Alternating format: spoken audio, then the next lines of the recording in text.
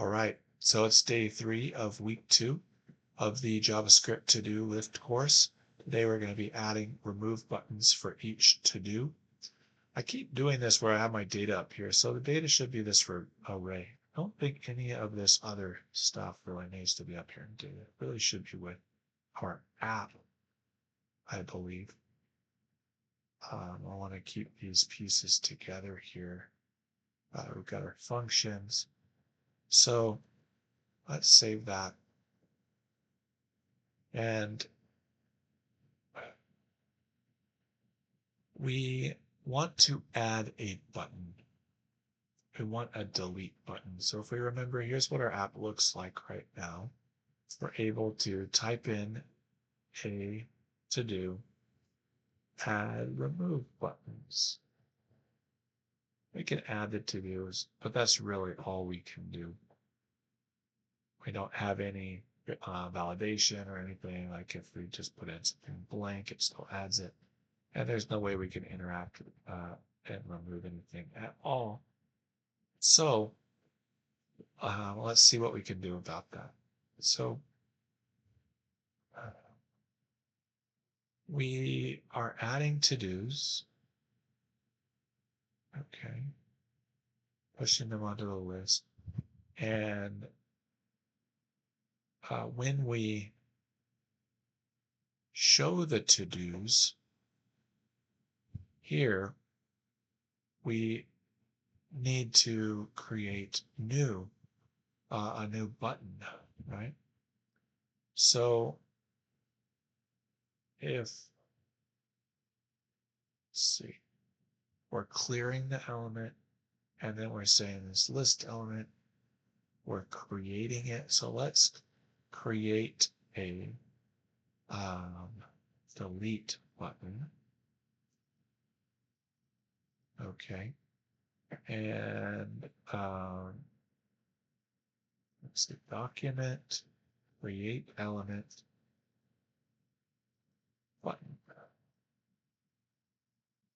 All right. And then we want, whoops, delete button dot text content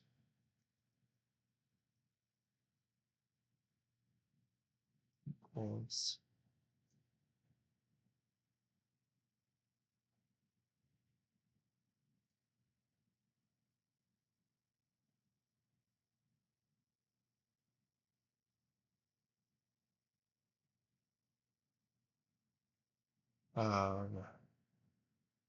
remove,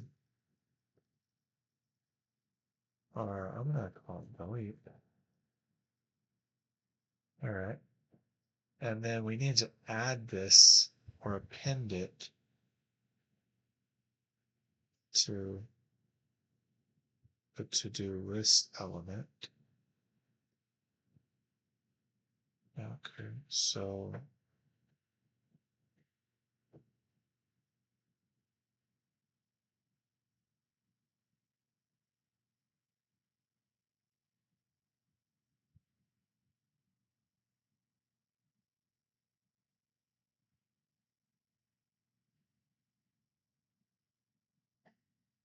got the list item.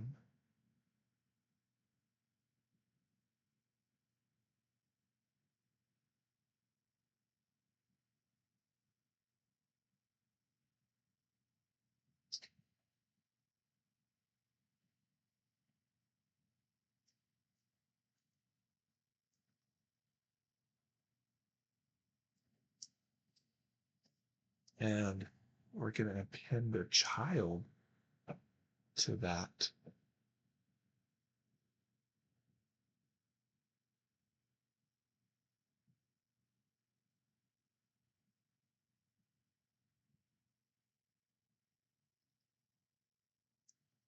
Button.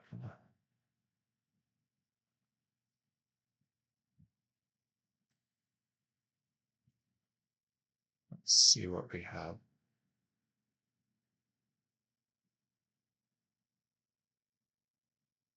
Best. All right. So this doesn't look great, but I want to add event delegation or event handling to the delete button. But when we click it, it removes one of those. So what do we, before we add the element or append the child to the list item, we should, how do we add a class with JavaScript? Class list.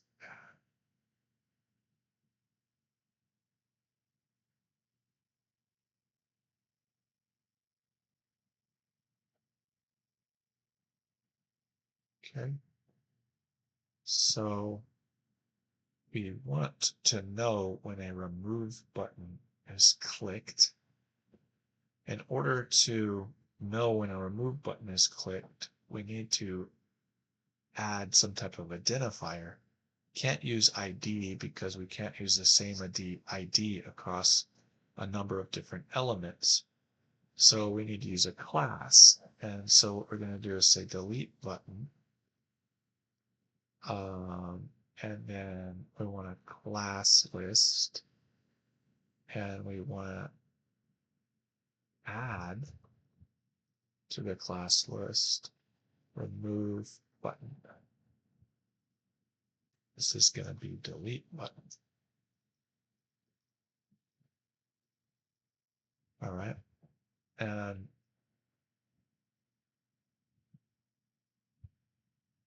now we need to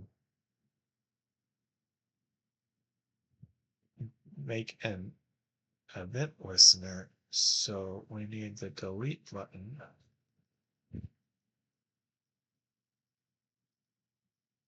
Add event listener. And we want it to be click. And we're going to a function. And then we're going to do to-dos slice. And we've got the index here. Should be able to do I1.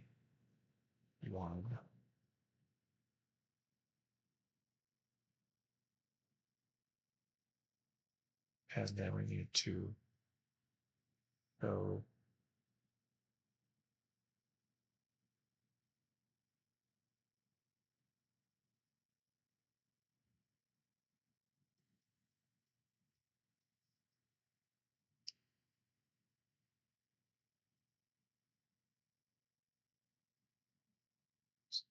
and then we go show the to-dos to refresh the screen, basically. All right, so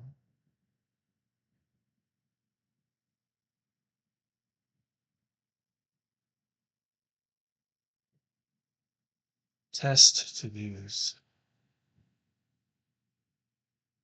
Drink water. Okay, it's working. Test to-dos.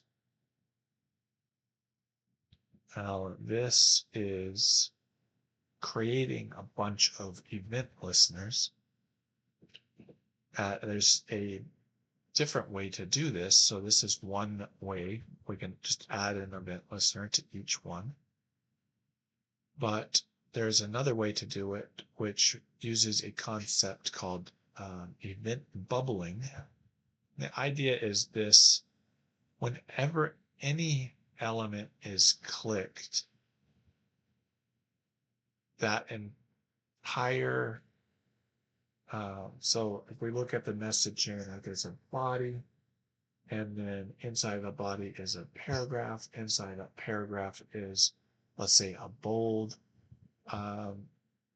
tag, when that bold tag gets clicked, not only does the bold tag gets clicked, but the element above it and the element above it in that hierarchy gets clicked, right? And so what we can do is create one event listener, and then when anything gets clicked, we're gonna um, find out what it was and then handle it that way. Um, but we're going to do that in a part 2 video.